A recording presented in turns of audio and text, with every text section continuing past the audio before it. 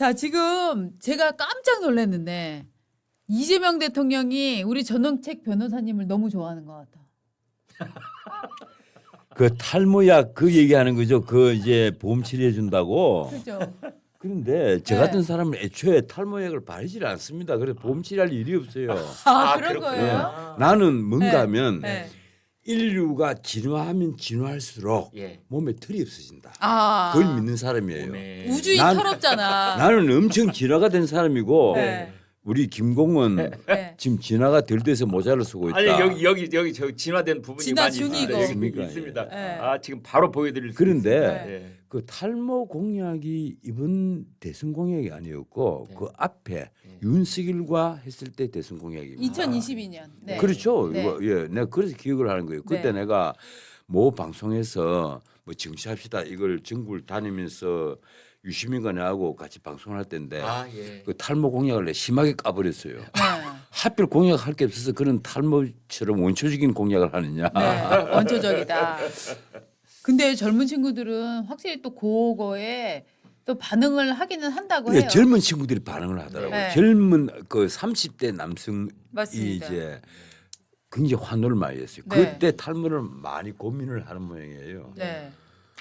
근데 이제 문제는 언제 그저께 대통령 발언이 있고 어제도 이제 논란이 됐었지만 오늘 아침에도 이제 신문들이 가만히 썼습니다만 이게 의료보험 이런 식으로 이렇게 대통령이 선심 쓰듯이 원칙 없이 하나씩 던지기 시작하면 아니 반대로 중증 그 질환자들의 그 가야 되는 것들 그다음에 희귀 질환자 뭐 이런 분들이 입장에서는 아 참 배부른 소리 한다. 네. 지금 저는 그 오래전부터 그 부분을 공부를 좀 한 사람인데 네. 우리나라에서 아직도 그 이 복지 사각지대에 놓여 있는 것 중에 하나가 바로 희귀 질환자입니다. 맞습니다. 희귀 질환자를 넓게 보면 아주 넓게 보면요 4만 명 가까이 됩니다. 네. 이 적은 숫자가 아니에요. 예. 아주 적게 보더라도 희귀 질환자는 거의 한 12,000명 정도. 아, 여기에 대한 어떤 복지 대책을 좀 세밀히 해야 되는데 네. 역대 복지부 장관 뭐 이분 같은 경우는 우리가 다 아는 그 질병청장실 신분이잖아요. 네. 근데 아직까지 뭐 별다른 대책은 없어요. 없는데 문제는 이게 탈모 같은 게 이거 얼마 안 되지 않느냐 이러지만 이것도 지금 전문가들이 그 추정하기로는 한 1,000억 정도. 이 신문마다 조금 다릅니다. 어떤 네네. 신문은 1,200억 이렇게 돼가는 기사도 있던데 그러니까 추가로 건보 재정을 확보해야 예. 될 돈이 그 정도 근보 되는 거죠. 재정이요. 네. 이 1,000억 정도가 더 드는 거예요. 그래서 이게 만만치 않은 돈입니다. 그리고 이게 막상 또 시행을 하면 왜 탈모만 봐주냐? 당연하죠. 뭐 또 이런 거 왜 안 봐주냐? 네. 뭐 이런 식으로 계속 나갈 거란 말이에요. 그렇죠. 어떤 분들은 이런 비판도 해요. 야 희귀 질환자는 각각 4만 말씀하셨잖아요. 예. 표 다 모아도 4만 표인데 음. 이 탈모는 40만 400만이 될 수도 있어서 네. 표를 보고 하는 것 아니냐. 그렇죠. 그런데 뭐 그렇게 하겠습니까마는 그런데 이 희귀 질환자에 대한 이 제가 예. 이 변호사를 할 때 아. 경험을 말씀을 드리면요. 네. 어떤 분은 그 이제 자기 집을 팔고 전세에서 월세로까지 갈 수밖에 없는데 네. 그 원인이 뭔가 하면 가령 어느 부위에 고통이 온단 말이에요. 네. 이걸 치료를 하기 위해서 그 의사가 처방을 해요. 네. 그런데 의사도 알아요. 음. 이 사람에게는 이 고통을 줄여주는 유일한 약이다. 네. 똑같은 치료제인데 네. 근데 우리나라 건보에서는 요 약은 의료보험 대상이 되는데 예. 요 약은 안 된다 말이에요. 요 약은 수입하는 약인데 너무 예. 비싸단 말이에요. 예. 근데 의사는 요 약을 처방을 해주고 싶어요. 음.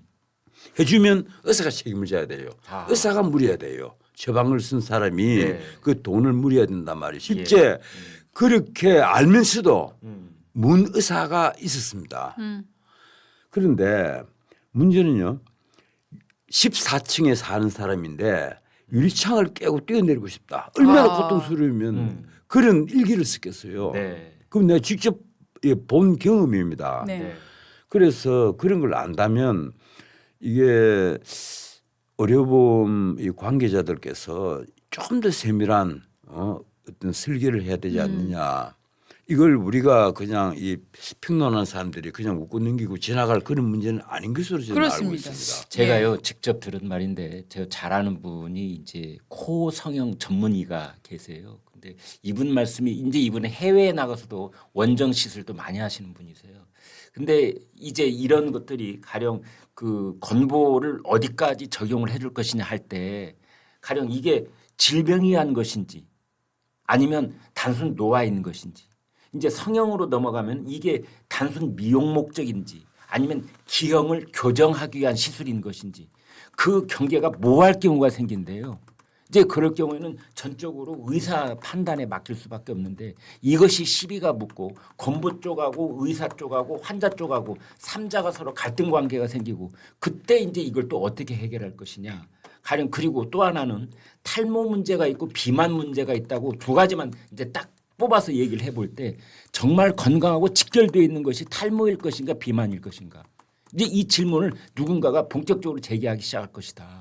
그래서 우리 삶에 사실은 큰 고통을 주는 건 물론 탈모로 고민하시는 분들도 많이 계시고 그것도 심각하다는 거 인정하지만 그러나 비만 문제로 고통받는 분들이 훨씬 더 많을 것이다. 숫자로 따진다면. 그리고 연령대도 훨씬 더 폭이 넓을 것이다. 그러면 비만 문제에 대해서는 이재명 대통령은 어떤 보관을 가지고 있느냐.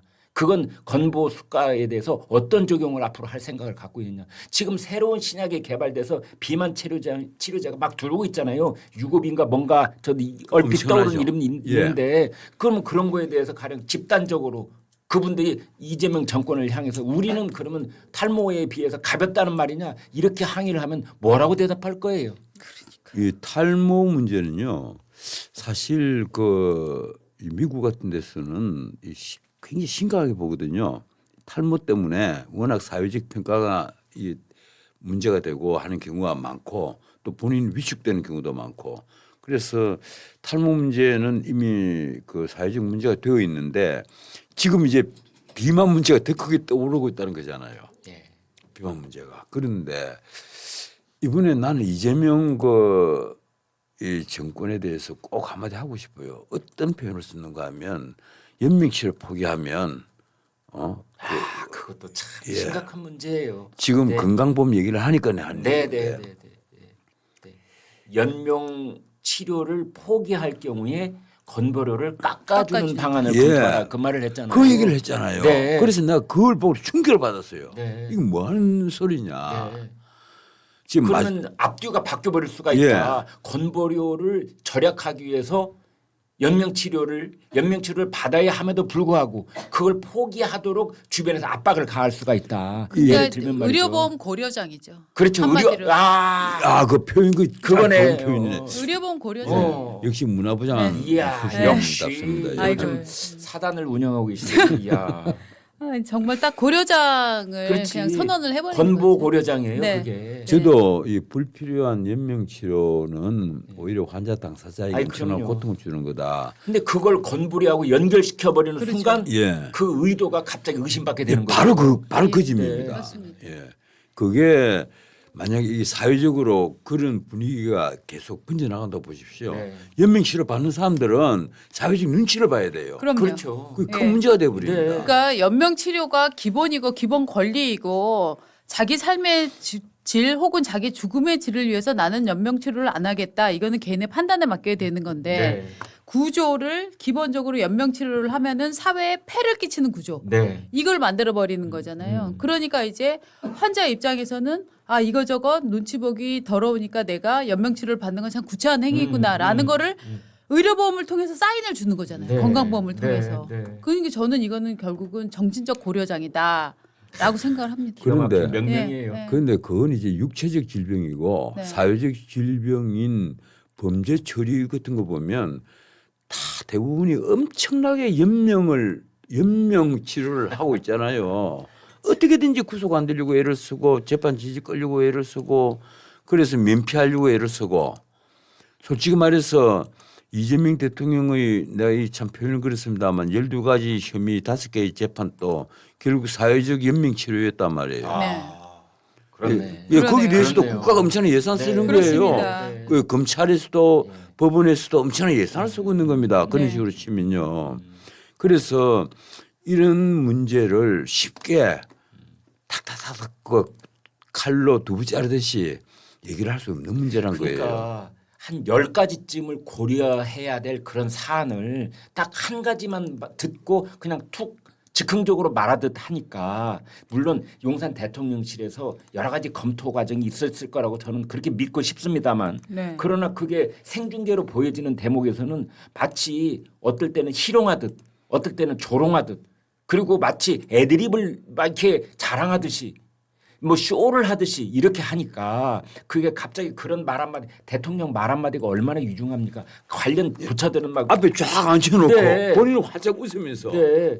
그 아주 질타를 한단 말이에요. 그러면은- 지금 내가 내 유튜브에서 그걸 뭐라고 표현했는지 압니까? 훈장 증시하고 있다. 나 훈장 증시라고 표현을 했어요. 네. 자기 훈장이 된 거야. 앞에 이게 아이들 공부하는 아이들처럼 공항공사 그 사장에게 그 말이 길다라는 표현을 썼잖아요. 그렇습니다. 말이 길다. 말이 참 깁니다. 혀가 길다를 그나마 순화했다고 예. 봐야겠죠. 네. 아이고 네. 말 길다 정말. 네. 야 그렇게 면박을 줘버리면 그게 중계를 하고 있는 상황에서 어떻게 되는 겁니까? 거기다가 또 뭐 개그도 할 줄 알더라고요. 한당고기. 한단고기. 난 그걸 개그로 봤어요. 개그가 아니고 그걸 실제 한당고기를 정말 문헌이라고 역사적인 문헌으로 봤다면 네. 그건 정말 이재명 대통령의 지적 수준을 의심케 하는 것이고 그렇습니다. 그건 뭐 나는 개그라고 봅니다. 그런데 하긴 한때 KBS도 그걸 역사 스페셜에 올렸잖아요. 찾아보면 아마 나올 겁니다. 네. 나는 그거 안 찾아봤는데 그 유인촌 선생이 그걸 저 봤습니다. 예, 진행을 예, 했거든요. 역사 스페셜 네. 한단고기 한단고기에 대해서. 자, 이 참 보면 웅장하죠. 저도 그런 건 쓸까? 만년 전에 전 세계를 한민족이 지배했다. 한단고기라고 하지 말고 이번에는 환장고기. 하기 제 솔직히 내가 하나 공개를 할게요. 이 아까운 시간에 공개해도 될지 모르겠는데 네. 유명한 언론인 출신이 제 동기가 하나 있습니다. 네네. 본인이 환웅이라고 얘기를 해요. 본인이 환웅이라고요. 예, 환웅이라고 진지하게. 음. 다른 데는 다 정상인데 고집만 들어가면 거의 이거는 광적인 태도로 그러니까 환빠구나. 예, 본인이 환웅이다 얘기를 아. 하면서 실제 그렇게 행동을 해요. 예. 정말 전국적인 유명한 그런 분들 중에는 제가 직접 만나고 인터뷰도 한 분들 중에는 이런 분들이 있어요. 저녁마다 예수님이 손바닥으로 내 배를 어루만지고 가신다. 매일 저녁. 또 어떤 분은 나는 달의 뒷면하고 매일같이 교신을 한다. 야, 아니 내가 이런 이야기하면 금방 알 수 있는 그런 유명한 문화인이신데 그런 말씀을 하세요. 근데 환단고기도 어떻게 보면 그 비슷한 물론 예수님 그 부분은 좀 제가 그 부분을 삭제를 하겠습니다. 뭐 예수님하고 저녁에 이 꿈에도 이제 그런 걸 보신 그 독실한 신앙인들도 많이 계시기 때문에 그 부분 제가 제외하겠는데 가령 달 뒷면에 그 누군가가 있는데 자기가 저녁마다 교신을 한다고 했던 사람. 이 과학적 지식이 부족한 사람들을 위해서 우리는 절대 달 뒷면을 볼 수 없다는 걸 좀 설명을 해주시고 얘기를 해야죠. 맞습니다. 그래가지고 저는 이번에 그 대통령 발언 중에 이학재 인천공항 사장을 겨냥한 듯한 말 중에 도둑놈 심보라는 그건 정말 심했습니다. 천하의 도둑놈이라는 이런 것은 일국의 대통령이 가지고 있는 어떤 품위라고 했을 때 그거의 한계선을 넘어버리고 가령 최고의 공직자가 누릴 수 있는 표현의 자유도 저는 무너뜨렸다고 봅니다. 그건 뭐냐면 업무보고 자리를 정쟁의 난투장으로 만든 장본인이에요. 대통령 본인이. 그리고 또 일각에서는 이런 말도 나옵니다. 이학재 인천공항 사장이 속으로 쾌재를 부리면서 이재명 대통령한테 땡큐 그러고 있을 것이다. 왜냐하면 그분이 워낙 임기가 만료돼 가고 있어요. 그리고 이제 인천시장 출마하려고 그 타이밍 재고 있었거든요. 근데 거기에다 대고 아주 타이밍 맞게 이재명 대통령이 딱 안타를 칠 수 있는 공을 던져준 거예요. 자, 이게 그런데 이제 이학재 사장은 근데 인천에서 내 이름이 내 생각만큼 널리 알려지지가 않아서 이거 어떡하지 고민이 있었는데 그걸 이재명 대통령이 한 큐에 해결해 준 거예요, 지금. 그런데 이학재가 자기 SNS에 글을 쓰자마자 다시 그렇게 또 다른 방식으로 또 질타를 했단 말이에요. 아니 어떻게 마이크에다 대고 대통령이 정적이라고 할 수 있는 상대당 삼선 의원한테 천하의 도둑놈이라는 말을 씁니까? 천하의 도둑놈 신보다 참 정말 그 귀를 의심했습니다. 아니 저는. 물러나야 될 사람이 안 물러나니까 이제 그런 식으로 보이는 모양이에요. 그런데 이 한당고기는 나는 이걸 어떻게 봐야 돼요? 이 박지양 교수가 동북아 역사재단 이사장인데 이분이 물론 뭐 서양사를 전공했지만은 그래도 이분의 정치적 색채가 뚜렷한 것도 아니거든요. 그럼요. 그런데 이분을 상대로 역사를 보는 관점이 서로 다를 수 있다는 식으로 그러니까, 얘기를 한다는 것은 예. 결국 한당고기가 이게 제대로 된 문헌이다, 역사적 문헌이다 이렇게 보고 있다는 얘기 아닙니까? 그러니까 이재명 대통령은 그 박지양 교수가 쓴 해방 전후사의 재인식이라는 예. 책 때문에 그 한때 뉴라이트다 뭐 이런 이제 네이밍이 붙은 적이 있어요. 박지양 교수한테. 실제로 그분이 가지고 있는 사상적 또는 철학적 역사학자로서의 그런 성향은 정치적으로 치우쳐 있다고 저는 절대 생각하지 않는데 일단 그런 적이 있고 그다음에 이재명 대선 후보 시절에 박지양 이사장한테 그 이사장직을 물러나라라고 말한 적이 있거든요. 아마 그 연장선상에서 이번에 이제 한번 붙으려고 단단히 벼렸던 게 아닌가 싶고 그걸 뭐 다른 걸로 어떻게 좀 논쟁을 벌이든지 하지 하필이면 한단고기를 딱 들고 나와서 지금 용산 대통령실이 그걸 다시 주워 담으려고 무진장 애를 쓰고 있는 것 같습니다. 아니 저는 적어도 이재명에게 한당고기를 귀의 말로 속삭인 자는 찾아내야 됩니다. 이건요. 맞아요. 우리 국가에 아주 중대한 사고를 칠 수 있는 사람이에요. 그런 얘기가 지금 있어요. 그러니까 이덕일 씨가 이제 재야 역사학자인데 이덕일 씨가 이런 뭐 대통령한테 심었다 뭐 그런 얘기는 전혀 증명될 수 없는 얘기임에도 불구하고 지금 소문입니다. 소문은 대통령이 박지양 씨를 물리치고 이덕일 씨를 그 자리에 앉히기 동북아 역사재단 이사장에 앉히기 위해서 지금 이러는 거 아니냐라는 의심까지도 지금 퍼지고 있는 상황이에요. 이제 제가 기억이 납니다. 이덕일 교수가 누군지. 네. 이게 우리나라 그 국사에 대한 해석도 보면 아주 새로운 그 점이 많이 보이는 책을 쓴 걸로 저는 기억을 하는데 제 서재에도 아마 이분의 책이 있습니다. 예.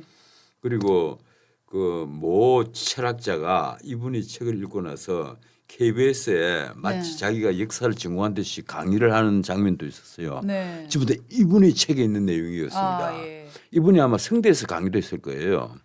예, 제 기억이 맞다면요. 그런데 어떻든 만약 이런 특정인의 그 말씀을 듣고 이 환단고기에 매료가 됐다면요. 난 그거 진짜 문제였다고 봐요. 그렇죠. 적어도 제정신 가진 사람이면 이 환단고기 저도 그 개인수 이유리 이 책을 갖고 있는데 아마 그게 사부작으로 되어 있을 겁니다. 안에는 그 뭐 맞습니다. 사부작으로. 사부작으로 되어 있는 책일 거예요. 그런데 앞에 일부를 보다가 솔직히 집에 던졌습니다. 읽기도 재미도 없고 그리고 거짓말이 너무 명확하니까. 지금이 12월인데 제가 조선일보 입사를 1985년 4월에 했습니다. 그러니까 근무 기간을 따지니까 40년 하고 약 6개월쯤 제가 조선일보에서 근무를 했습니다. 그걸 바탕으로 제가 자신 있게 말씀드릴 수 있는 것 하나는 조선일보 참 좋은 신문입니다. 조선일보 보시면은 행복하고 그리고 부자가 되실 수 있다. 저는 그런 확신을 갖고 있습니다. 그래서 지금 여기 아래 자막 나가고 있는데 구독 멤버십 신청하는데 1577-8585 번호 참 쉽죠. 1577-8585 이리 전화를 하시거나 또 카카오톡 조선일보 제보라고 하는 데 들어가서 신청을 하시면 됩니다. 이게 이제 오늘 아침 종이 신문인데요. 우리가 뉴스를 접하는 통로가 참 다양해졌습니다. TV 뉴스를 볼 수도 있고 또 뭐 유튜브 채널을 통해서도 볼 수도 있고 또 다른 인터넷을 통해서 또 뉴스를 접하기도 하고 그러는데 이 신문을 펼치면은 다른 그 디지털 공간을 통해서 뉴스를 접하는 거하고 전혀 다른 그런 방식으로 뉴스를 종합적이고 입체적이고 포괄적으로 그렇게 볼 수 있습니다. 제가 인공지능한테 물어봤습니다. 종이에 인쇄된 신문을 보는 것과 디지털 공간을 통해서 뉴스를 보는 것은 어떤 차이가 있다고 너는 생각하느냐 그랬더니 인공지능이 이런 대답을 하더군요. 종이 신문은 정원을 거닐면서 꽃 한 그루 한 그루를 관상하는 그런 것이라고 한다면 디지털 공간을 통해서 뉴스를 접하는 것은 아주 그냥 복잡하고 시끄러운 시장을 통과하면서 음식을 먹는 거랑 비슷한 거다. 이제 그런 얘기를 하는 걸 봤습니다. 지금 종이 신문은 한 달 구독료가 2만 원입니다. 이 종이 신문이 어떻게 보면 2만 원대에 여러분에게 문 앞에 매일 새벽에 서비스되는 마지막 시점을 관통하고 있는 것 아닌가 그런 생각이 들 때가 있습니다. 종이 신문, 종이로 인쇄된 그 잉크 냄새를 맡으면서 아침 신문을 포괄적이고 종합적이고 입체적으로 살펴보는, 그래서 내가 원하는 뉴스뿐만이 아니라 조선일보를 만드는 그 보도 전문가들의 그 편집자의 손길을 거쳐서 나오는 그 신문을 볼 수 있는 그런 좋은 기회라고 생각이 되어져서요. 그 말씀을 꼭 드리고 싶습니다. 유튜브를 통해서 신문을 구독한다 이렇게 말씀을 주시면은 이런 대형 벽걸이 달력 여기에 집안 식구들 생일 표시하기 좋고 또 무슨 모임 표시하기 좋은 또 음력이 다 표시되어 있는 이 대형 2026년 붉은 말의 해 벽걸이 달력 드리도록 하겠고요. 또 하나는 2만 원짜리 책 한 권 드립니다. 이 책은 하루 10분 글쓰기가 쉬워지는 신문 필사, 이 책 양장본으로요 아주 고급지게 만들었습니다. 그래서 하루에 10분씩 여기에 나와 있는 선별되어 있는 정연된 문장의 글을 필사를 하시면 저희 시청자 구독자들께서도 여기에 쓰여 있는 이 문체와 거의 비슷한 수준의 글쓰기가 가능해진다 하는 바로 이 책입니다. 시중에 지금 절찬리에 인기를 누리고 있는 이 책 바로 드리도록 하겠습니다. 그리고 신문을 구독하시면은 조선일보 멤버십 가격이 절반으로 떨어집니다. 그 전까지 말씀을 드렸습니다.